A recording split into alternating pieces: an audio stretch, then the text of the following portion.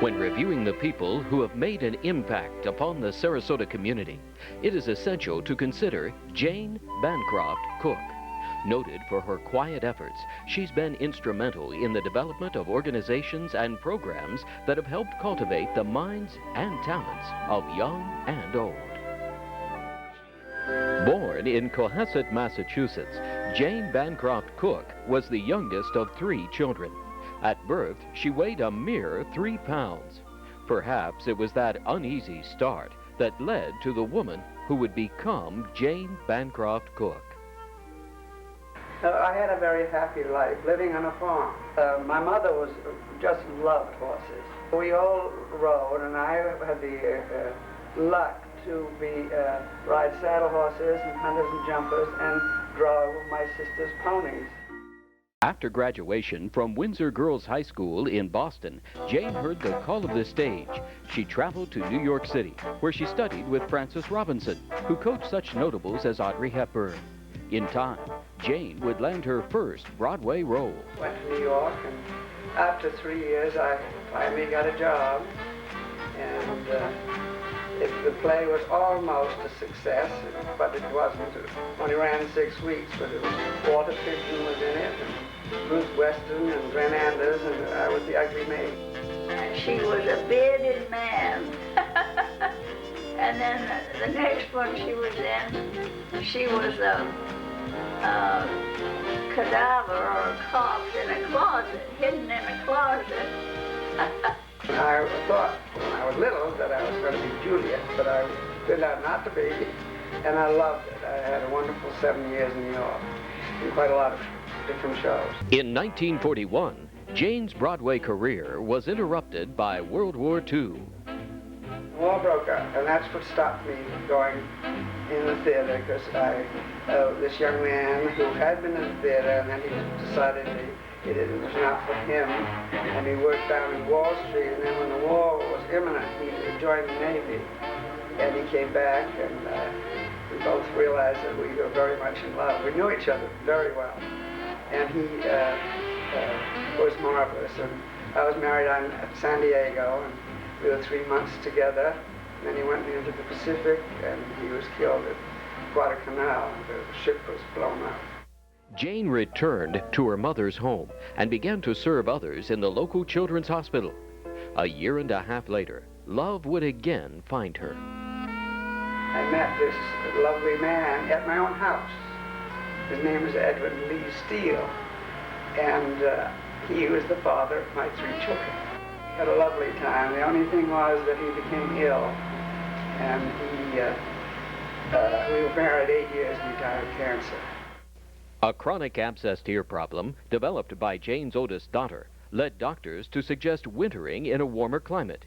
In 1952, she and her 3 young children set out for Florida. Rented a house and on Siesta Key, and stepped into heaven. And that lovely beach, and no one was there but the sandpipers and us, and it was just lovely. And we had a great winter, and she never had an abscessed ear. And so we continue to come back, until I'm still coming back. But they have all moved up to New Hampshire and Vermont, all 3 married. Jane's relationship with her children was a very special and unique one. We lunched one day, and when it came to my dessert time, they had brought this chocolate thing, which I dearly love, with real whipped cream running all over the place. But the chocolate turned out to be mud, and I didn't know it. I truly didn't know it, but I looked at this thing under the cream, and it was simply tasteful. And I looked all around the table. Nobody's face gave a thing. Even my buddy over here, Millie, my other buddy, Jane, nobody showed a thing, and it was the children that had done it. They'd got wonderful sense of humor, just like their mother. With all her children nearly grown, Cupid's arrow would again strike Jane when she met and later married Work Cook. Jane and Cookie were married at the same time as her daughter Jeannie, and it was a double wedding.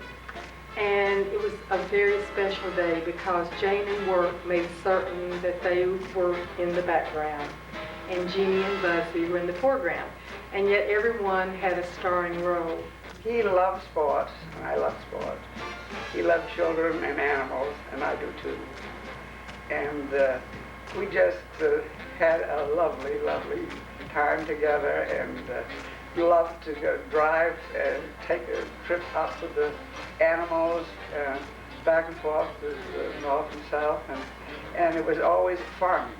It wasn't just, oh, I have to do another trip. It was just always very good fun.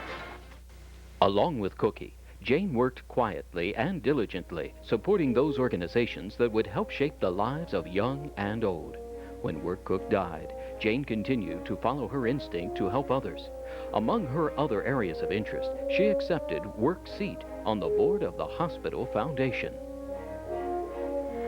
She responded genuinely and very quietly when we asked her to assume his unfinished term on our board.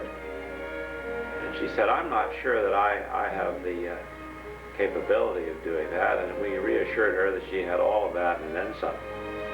And so Jane joined the board of the foundation, and we took it from there. And when that term ended, Jane was unanimously re-elected to a term of her own.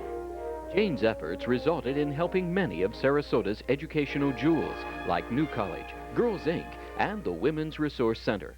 In 1987, she was honored by the Women's Resource Center as the recipient of its first annual Community Achievement Award. We all know about Jane's wonderful philanthropy and how her philosophy of having seen the devastation with the 1929 crash and what it did to families, her resolve to help families through many, many, many ways throughout the years, and to use her family's wealth to help families. But we didn't want to honor Jane for that. We wanted to honor Jane because, first of all, she was a displaced homemaker. And displaced homemakers, economics has nothing to do with it. She had been widowed on several occasions, and she faced many of the same things that you and I face who are of lesser economic circumstances. We wanted to honor her for overcoming those circumstances. The next year, New College would name a new library in honor of Jane. However, to name a building for a living person, a special action by the Florida State Legislature was required. In 1988, we were searching for something that we could do to show Jane how truly appreciative we were of her long-time support. We decided to name our new library in her honor. We contemplated asking her permission, but we knew that if we did, she would say no. So we went to the legislature, it passed, and about the last week of April 1988, we received word that the building could be named in her honor.